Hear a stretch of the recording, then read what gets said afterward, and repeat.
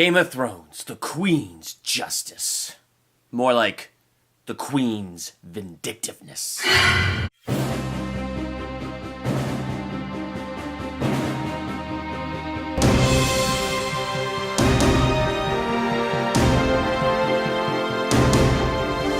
Welcome to Durbania. I'm Durbin. I'm Laura. And we are going to spoiler talk Season 7, Episode 3 of Game of Thrones entitled The Queen's Justice. There was more vindictiveness than justice going along in this, though. Like, Cersei, she's a jerk. She is. I think there was some justice. Where was the justice? Well, Khaleesi, because Khaleesi's the rightful queen, not Cersei. Khaleesi with Jon, you know, when they met, which was awesome. She's letting him mine for the dragon stone to fight the White Walkers. The dragon glass. The dragon glass. Yes. Dragonstone is her castle. Yes.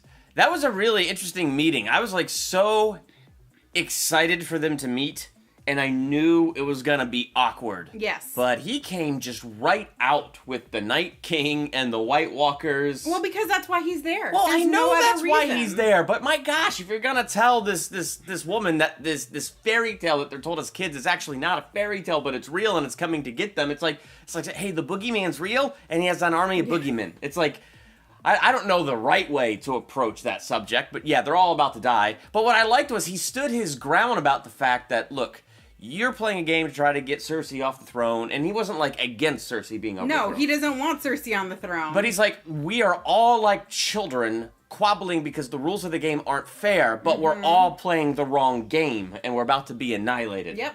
And I just, as soon as he said those words, I'm just like, of all the people on this show, other than Samwell, I think Jon Snow is the smartest dude on this flippin' show. Yes. I mean, yeah. Yeah. And I was mad that Khaleesi did not believe him, but then I'm like, but why would she? Yeah. I don't understand why she would believe him. Well, there's something about when somebody why would the King of the North come to you and that be the first thing he says to you? Yeah. That would just be like, that's weird. Yes. And luckily, you know, Tyrion is there and he's like, well, I've always known Jon to be an honest man. Yeah. That was good. That kind of smoothed things over just a little bit there. Yeah, and so it's kind of like, he wouldn't just make up a fairy tale for fun. I'm like, or to just throw us off guard. And luckily there's other people that kind of backed him up. Well, one other guy. Yeah, which I cannot think of his name. Sir Davos. Show. Oh, Sir Davos. I did write it down, yes. And I like that guy. He's such a cool dude. And that was interesting when he was about to say how Jon Snow gave his life, and then Jon Snow's like, yeah. He's like, I don't want people to know about that. I'm like, wow. Even though the Red Lady could have told him. Yeah. All along. Smart of the Red Lady, though. Or the Red Queen? Whatever she is. Yeah. Smart of her to flee when Jon Snow arrived. Well, you know, Jon basically said she's an enemy of the crown. Oh, yeah. Well, I mean, my gosh, she did horrible things. I get it. She's trying to right her wrongs. Yeah. But she did horrible things. Yep. And was a traitor at every turn. There's nothing too much about her that's trustworthy. No. So I think that was smart on her behalf, just to get things in motion the right way and then just get out of the way. As a way to try to right her wrongs, which I respect that. I do respect that as well. Though what I thought was interesting, so not only did Jon Snow go in there and start with the White Walkers, but he walked in there and she's like, the Khaleesi's like, do you intend to bow the knee? No. No. And he said it like that. No mincing words, no political correctness. He's just like, no. But what I liked about... He definitely was not trained to be that type of a person. Yeah, but what I really liked about that is it's like he stood his ground because he does have a responsibility to his people. Yes. Now, his people aren't there to take in the scope of the situation for them to have some kind of discussion about this. Like, that is just not happening. And so I think he did the right thing because everybody at this point is kind of isolated. Oh, if he would have bended a knee to her, all the people of the North wouldn't have trusted him anymore. No, he would have been a traitor to the... Yep. So I think he was smart to not bend the knee. I think he started to earn her respect, though, but... Well, because really, he's doing it for the people.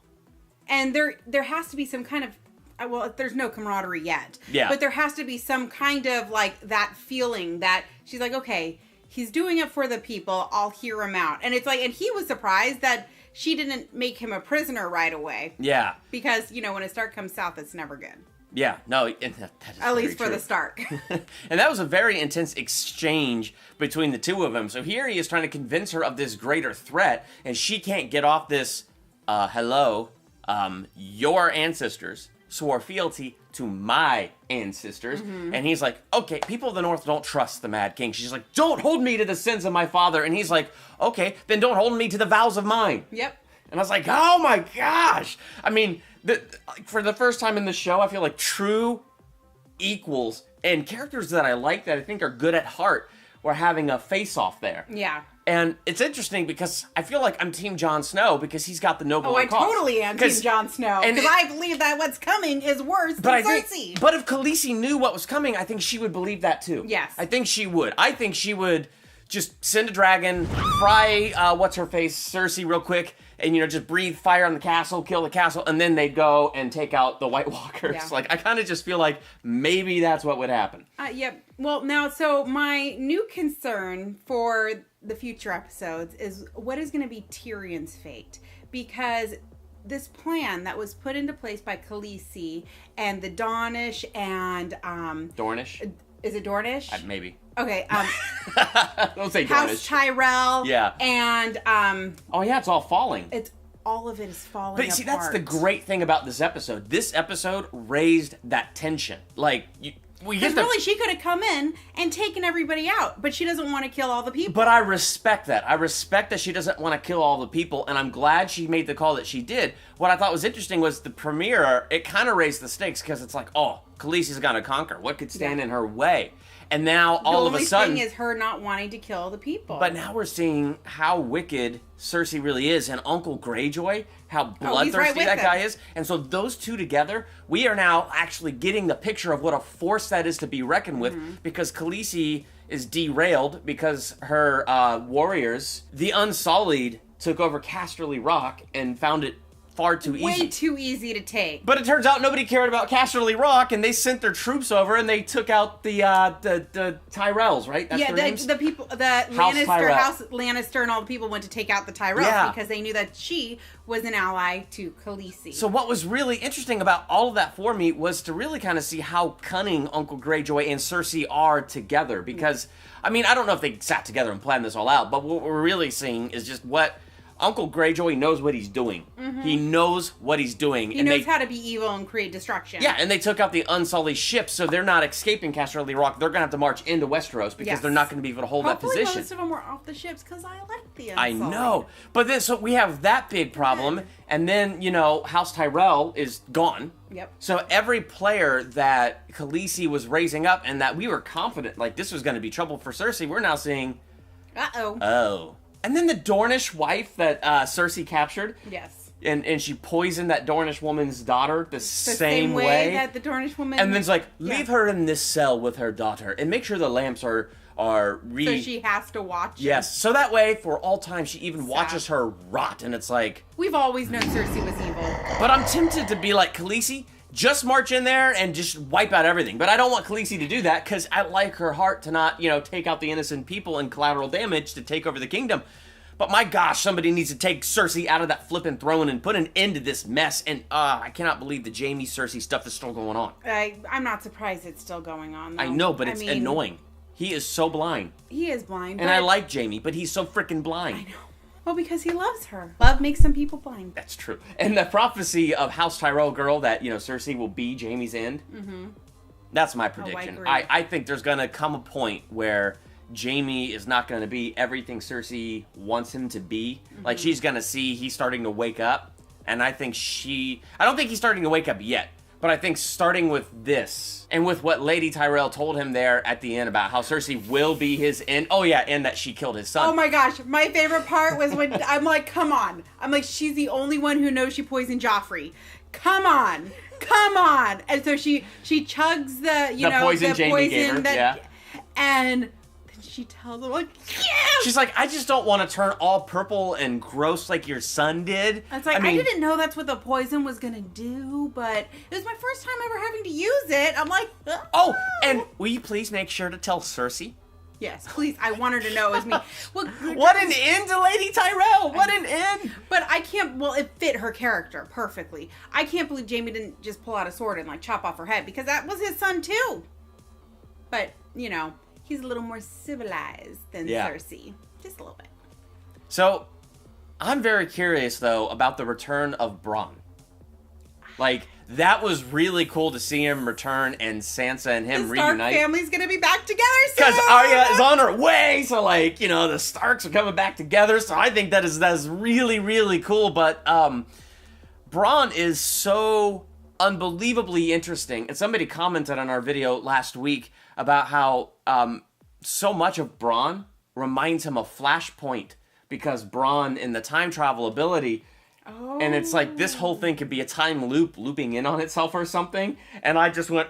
Interesting thought. This is so... That would be fascinating.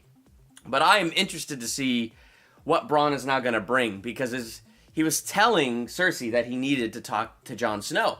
But the thing is... And he's talking about how he needs to hone his skill. He only sees flashes and images of things.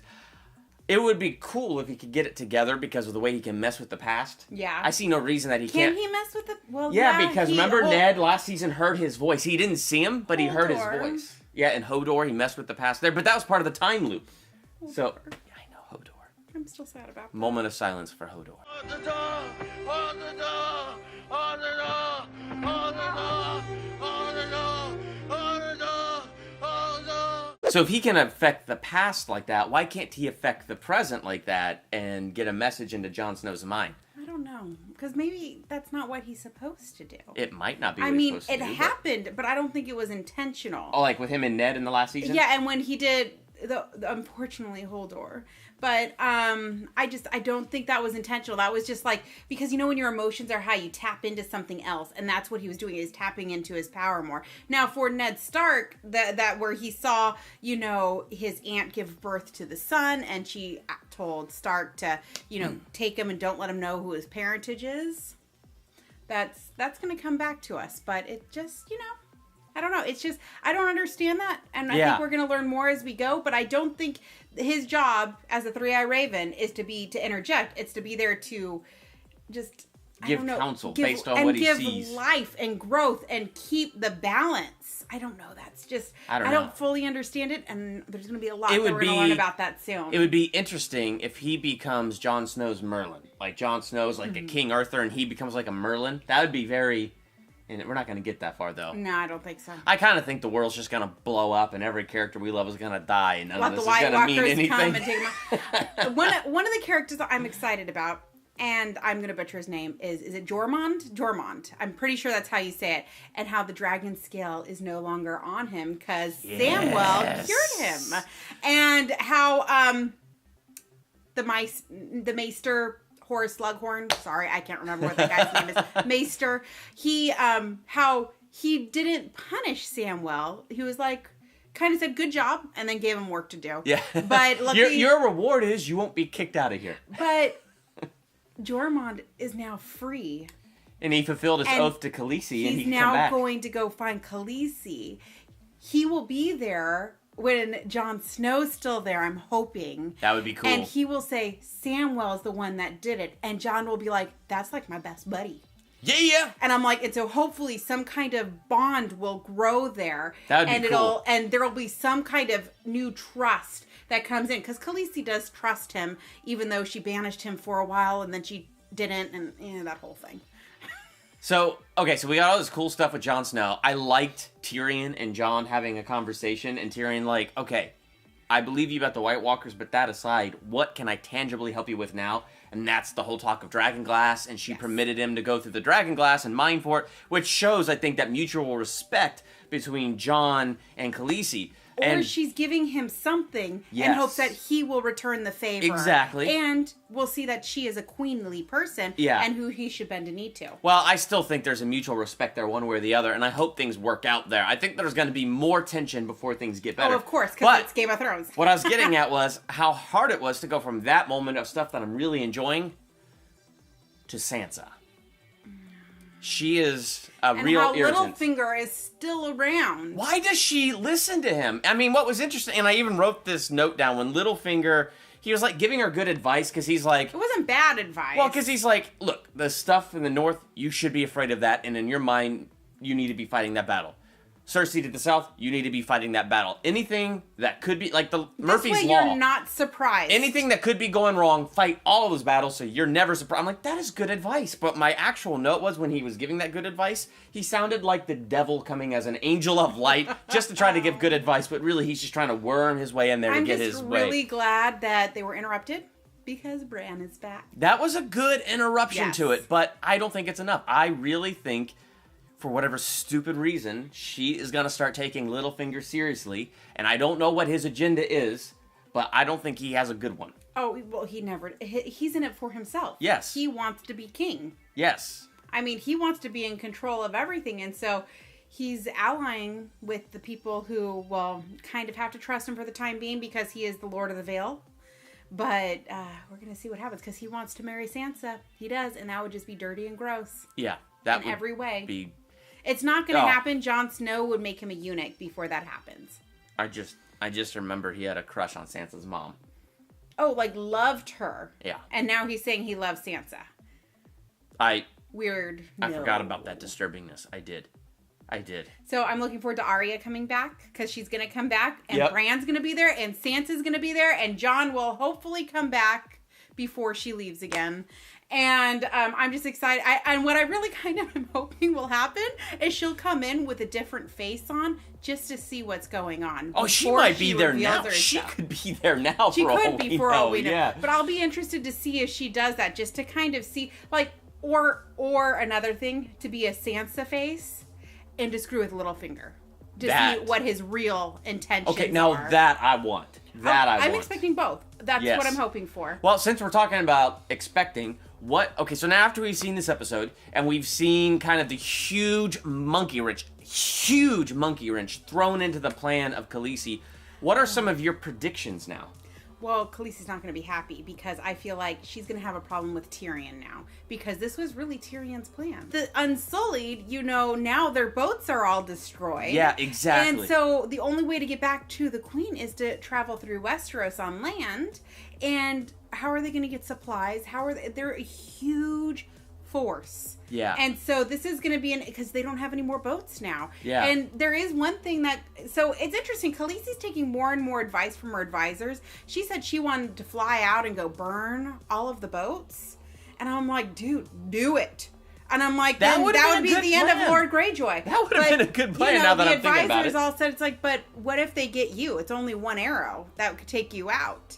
And, she's like, well, my dragons are, impenetrable, which we're going to find out eventually they're not. We already found that out with the big arrows that Cersei has in her basement. I know, but, they're only going to take one out, and it's going to be sad. We're all going to cry a little bit, because Bran will be controlling one of the dragons, too.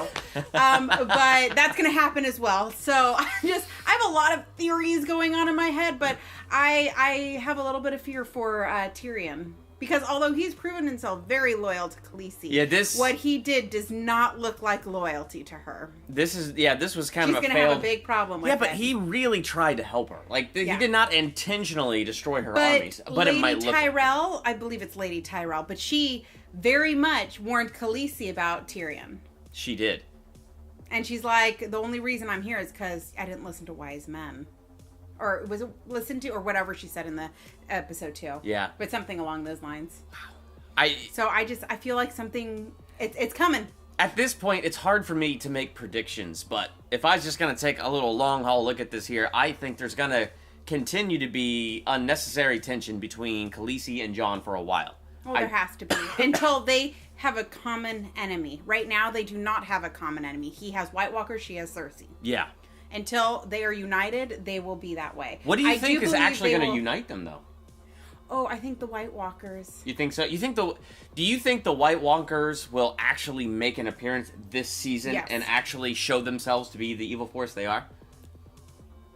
How many more seasons did they say? I think there's one more season after this. So I think they'll show up at the end of the season. Okay. So, yeah.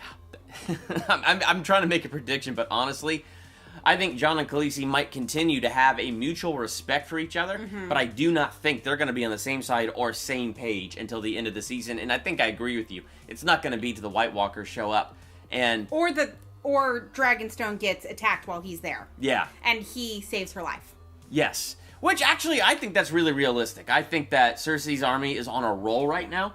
And I think the only thing that's going to put a little hiccup in her giddy up is when the ships arrive at Dragonstone, because they ain't winning that battle. Yeah.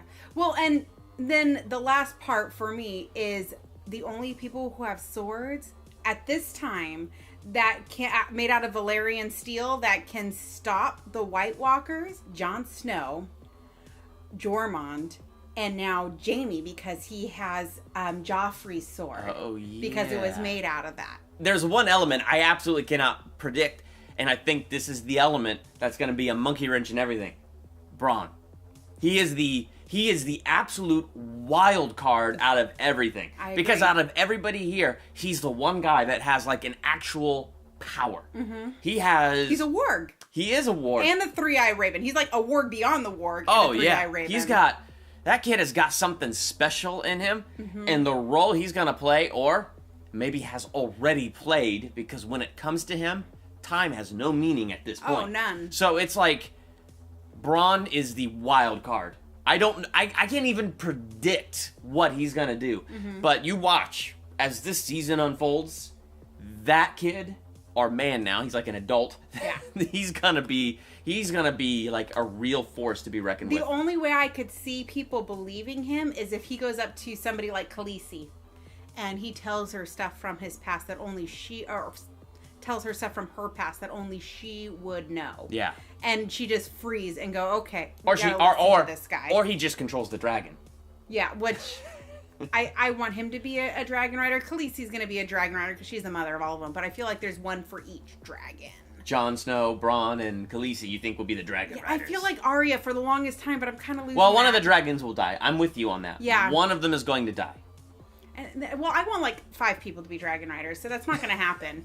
And I don't think Bronn is strong enough yet to control a dragon. No. But I think he will hone his skills and get that ability. But regardless of where his strength is presently, he is going to be something to be reckoned with. Yes. And we already saw how he messed with Hodor in the past. Who's to say a Bronn from the future can't come into the mind of the Bronn that is present and cause something? I mean, seriously, Bronn is that much of a wild card in my thoughts. Yep. And I think, that could go anywhere. I agree. Well, what did you think of this episode? Laura and I, it sounds like we're both really excited about this one. It I liked totally upped the ante and added a ton of conflict, and now we have a lot of things to climb over here, and we have a true villain, Cersei, and let's not forget the White Walker. Well, I know, but she's like really shown herself in this one, and we have the White Walkers. I feel like we need another White Walker attack just so that people might start believing, but I really don't think we're going to get it till the end. But that's okay. True. I'm enjoying the ride. So what are your predictions and thoughts for Season 7 of Game of Thrones? Make sure to let us know in the comments, and while you're there, hit that subscribe button to become a Durbania, and next to the subscribe button is the bell. Click that bell, that way you're notified the moment we drop new videos and fun things like that. Lots of great stuff. Like and share this video. I'm Durbin. I'm Laura. Thank you for checking out Durbania.